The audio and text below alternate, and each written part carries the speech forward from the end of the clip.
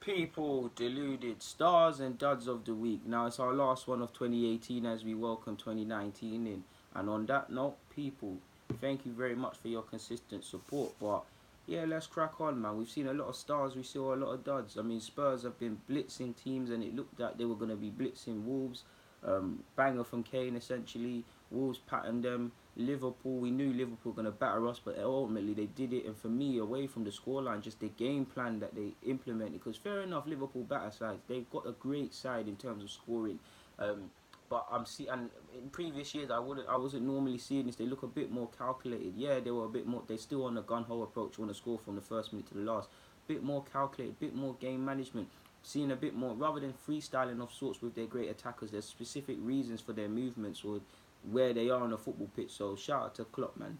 Klopp is going to be the manager of the team. Pep can be his assistant for the Stars. Obviously, Arsenal lost. Yeah, Bournemouth got battered. West Ham lost. Burnley got back to winning ways. Depending on what United are playing silky football, these are games that Jose probably would have won and things like that. But it would have the thing I've been saying to people that I've been saying that is how would they have won that? If it was Jose, of course, 3 points is 3 points, but it probably would have been a thing where nervy, frustrated, Pogba or Lukaku, Rashford, Martial, whoever, individual brilliance versus what you're seeing on the social. Again, players are always going to perform with a new manager, and they needed to get rid of the toxic environment. But you're seeing forward passes, smelling blood. Obviously, again, these are games. United, especially at Old Trafford, should be blitzing. They should be doing it, so they shouldn't really get praised for it. To be honest with you, but convincing fashion, to be fair. And Pogba gets a lot of nonsense thrown his way. How people have it in his head that this man is someone that throws around money and cares about riches, I don't understand, because all he does is dance on his Instagram, do things for charity, and chill with his loved ones. Don't know why people. Obviously, I'm an Arsenal fan. We like running bants when players are not in good form, but I can't. It feels like some people genuinely hate Pogba, and I'm not even talking about football fans. I think you don't those of you that are smart enough and know what I'm referring to know in it. But let's crack on, man. In regards to the studs. In regards to the stars, people, I'm gonna go Allison in goal, man. I felt, yeah, obviously he conceded a goal, but I mean, what could he do about that, really and truly? Maybe he could have done a bit better, but his distribution, big part as to why Liverpool. I wouldn't say it's a big part as to why Liverpool destroyed us, but I mean, I was just applauding. Really, all you could do is applaud some of the passes he was doing, and yeah, man, it don't matter how much you paid for him. You could see how much him and Van Dijk have improved their side, and yeah, man, Allison in goal. Obviously, we're gonna go with what formation have I got here? I've got a 3-4-3. You don't normally see me do this, but I'm going with Allison, his Brazilian teammate in David Luiz. I feel David Luiz had a decent game against Palace, and Zaha had a so-so game. But Luiz is someone that hasn't been in the best of form of sorts, and isn't someone that's necessarily rated too highly by defenders. I mean, by players, in fact, to be fair with you. By players and fans, they probably don't rate him too tough. But ball playing was there, ultimately kept a clean sheet. I feel he had one of his better games. Again, it's Palace, but credit where due. So, Luiz is going to be one of the three centre halves. Obviously, Van Dijk's a shoe-in. If like Van Dijk was certified against Arsenal, I mean, Aubameyang didn't get any service, but at the end of the day, that's a world-class striker, a top-class striker, and Van Dijk pocketed him, essentially, and he did nothing. So, Van Dijk's a shooting, and he is definitely the best performing centre half in the Premier League right now, and undoubtedly the best. To be fair with you, he's always been good, but he's gone up a level to a degree, man, and he's done his thing, man. Um, Obviously, they never kept a clean sheet, but yeah, Van Dijk's gonna be there with Luiz. I'm gonna go with Bolly of Wolves as well. Normally he's in the duds. He's done alright, man. He's a bit so-so. 1 week he's in stars, 1 minute he's in duds, but give credit to the lower teams, no disrespect. So Bolly's gonna be at centre half as well. On the left hand side, I'm gonna go with Robertson. Now Robertson, from start to finish, he was involved in a couple of the goals. He was going forward. You lot that have been watching Deluded for a while, you guys know I wanted him when he was at Hull, wherever he was. Man, he could have really helped us. I don't want to say it's been plain sailing for him at Liverpool, because it took him a while to get into the side. But since then, he hasn't looked back, and he typifies the modern day fullback. He's decent defensively. Offensively, he's a handful. Like you saw, he obviously, for the third goal, he switched to flanks. He was, yeah, man, he had a good game, man. Very good game, in my opinion, anyways. So Robertson's going to go on the left-hand side. On the right-hand side, one of the two only Arsenal players I believe that could leave that field with any bits of pride was Maitland-Niles. Obviously, Iwobi as well, but he's not in the team. But Maitland-Niles, There wasn't much he could do, but I feel considering that he hasn't got the experience of the likes of Lichtsteiner, Socrates, Kola, and all of these players, he stood up to be counted more than them. He had more of a cool head. Ultimately, he scored. He put in some good crosses. Um, and like I said, Liverpool dominated us. But if you're looking at anyone that really tried to understand what it meant to the fans, or really tried, I'm gonna say Iwobi and Maitland-Niles. So I feel not Iwobi, sorry, Maitland-Niles has done enough to get into the side. So we've got Maitland-Niles and Robertson on either flank, um, playing as wing backs. I'm gonna go with João Moutinho because from the minutes I saw, I came into the game. I didn't watch. When did I start watching the Spurs game? I think I missed the first 20, 30 or something like that, people, innit? And then had to catch the half I missed on the highlights. But I feel João Moutinho, from what I saw, he stood up to be counted for Wolves without a doubt, man. He was picking some good passes. So Moutinho's going to go into the side for me. Paul Pogba got 2 goals and an assist. Forgive me if I'm wrong about the assist, but he definitely had 2 goals and he's enjoying his football.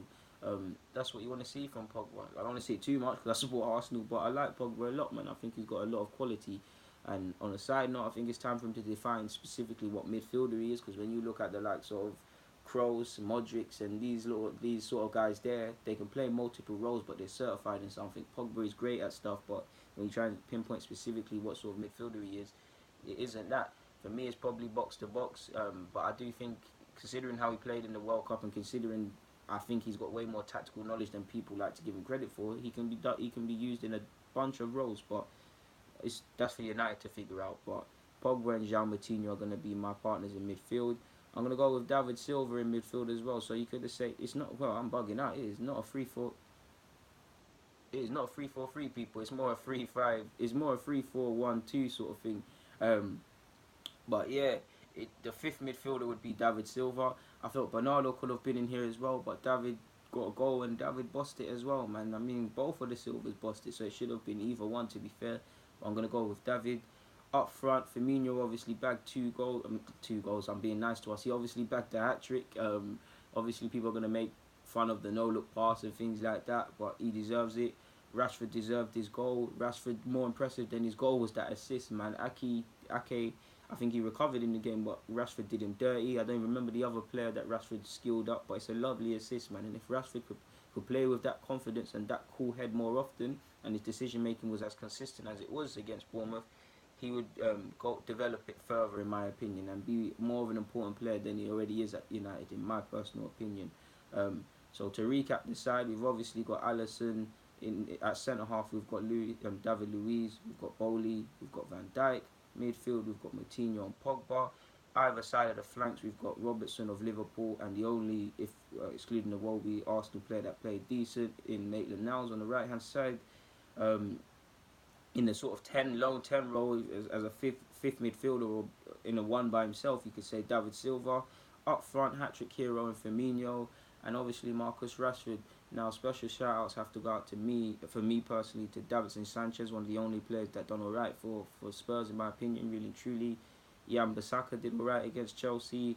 I felt Saka and Van Aanholt probably let themselves down for the goal they conceded, but I feel Saka had one of his better games against Chelsea. I've already mentioned Iwobi, Camarasa for Cardiff against Leicester. Obviously, he missed a penalty, but Maddison had a decent game. I've said Bernardo Silva.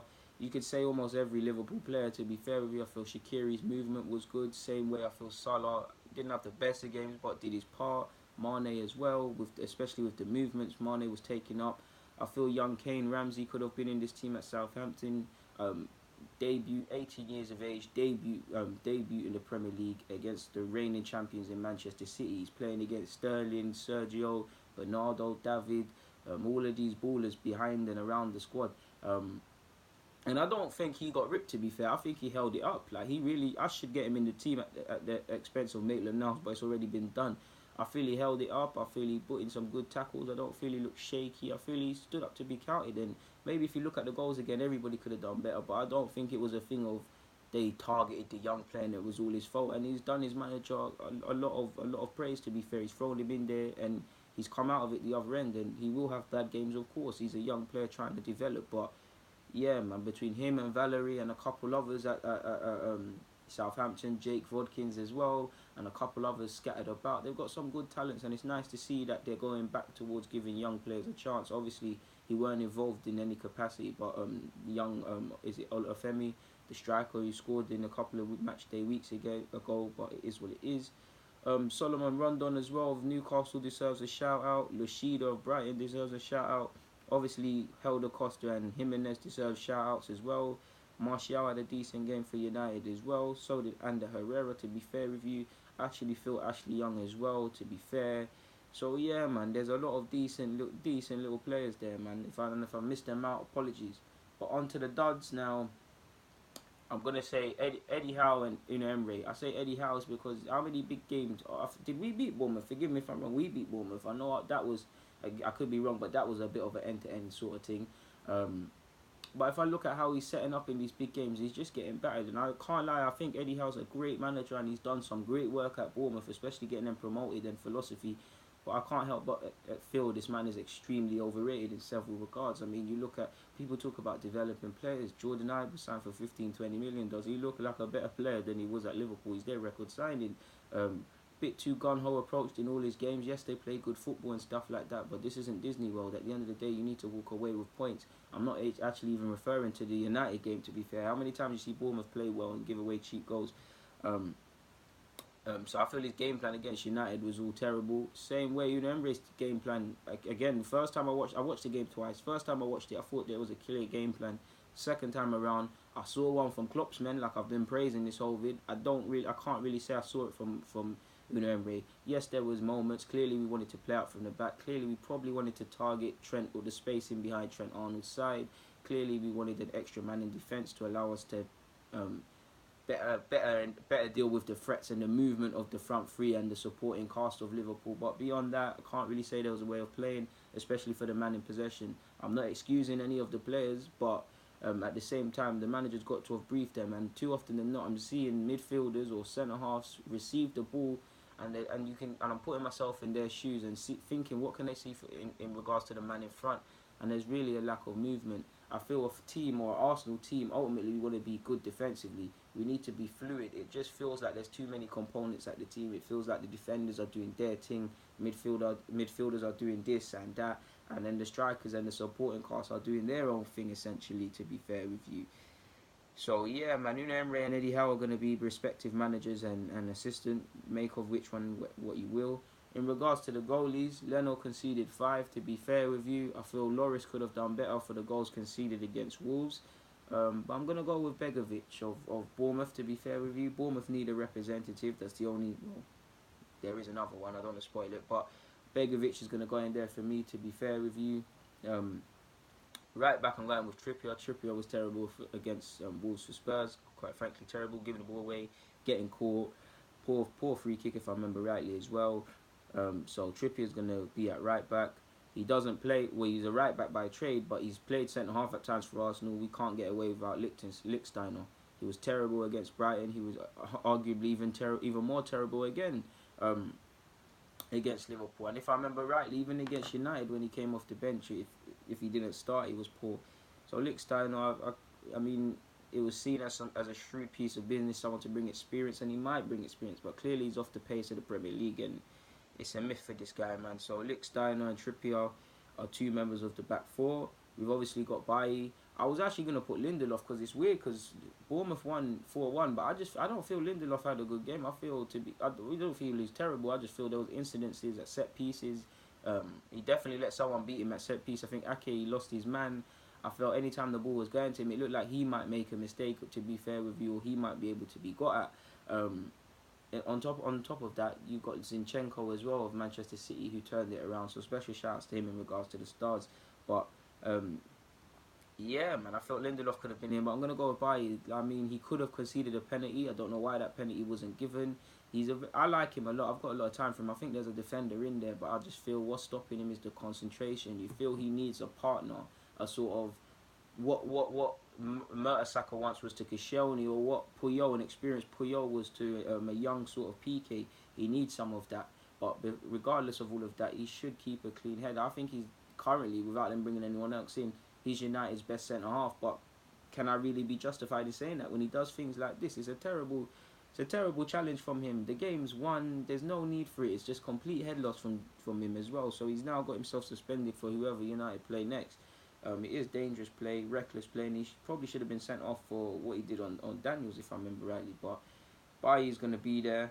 Kola was terrible. Like I said, going forward, Kola is one of the best left backs in the Premier League. Defensively, he's one of the worst, and he just never got going. I mean, he gave away the corner, which wasn't, to be fair, it wasn't just his fault in the run up to Liverpool's third goal. He obviously conceded the pen. I felt they were really targeting his side. Obviously, credit where due, he done well to win the ball back for Iwobi to then play it to Ramsey and them lot to link up for Iwobi to then square it to Maitland-Niles. But other than that, you got to defend first. It doesn't matter the system and how much the fullbacks are demanded to get forward in the system. It don't matter. It doesn't matter what the modern day fullback represents. You've got to be able to defend first, and he cannot defend. Like I said weeks ago, when you mentioned Kola, I think he was even decent against Burnley. But when you mention Kola and his best performances, you're mentioning them going forward. You can't tell me a 5 out of 10 really and truly Kola's given defensively off the top of your head. You're gonna have to go online and look at the games we played or whatnot, or I might have to go back through my player rating sort of thing. So Cole is there. Similar to Bailly being an idiot, you've got Højbjerg. Now he scored, obviously City then came back in the game. Head loss. It's a reckless challenge, it's a dangerous challenge, and there's no need to do it. And he's just come back from a suspension not too long ago. So Højbjerg's gonna be there in my opinion. In midfield as well, I'm gonna go with I was gonna go. Do you know what? I'm gonna go with Sermon. Sermon of Bournemouth. I feel Sermon was quite poor, so Sermon's gonna partner Højbjerg. In the 10 row, I'm gonna go with Eriksen. To be fair, I feel Eriksen. People are quick to praise him when he's played well, but when he's had a sort of sometime-ish game, nobody speaks about it. I don't feel Dele Alli was any good as well. So to be fair, maybe Dele Alli could have been in here too. But I'm gonna go with Sermon and do you know what? Nah, I'm gonna. I'm gonna stick to my guns with Eriksen, but I do want to change to Dele Alli now. But anyways, people, Højbjerg and Sermon, Eriksen in the 10 position. Jordan Ibe, like when the cameras pointed to his face on against Manchester United, I couldn't believe he was on the field. I never saw him. Now the same could be said for a lot of players, but this is someone people were saying levels with Raheem Sterling gonna be better than Raheem Sterling, and you've seen none of it, and you saw none of it against United. So yeah, man, he's their record signing or one of them, and is he any close to fulfilling that price tag? I don't know, but I was gonna go there.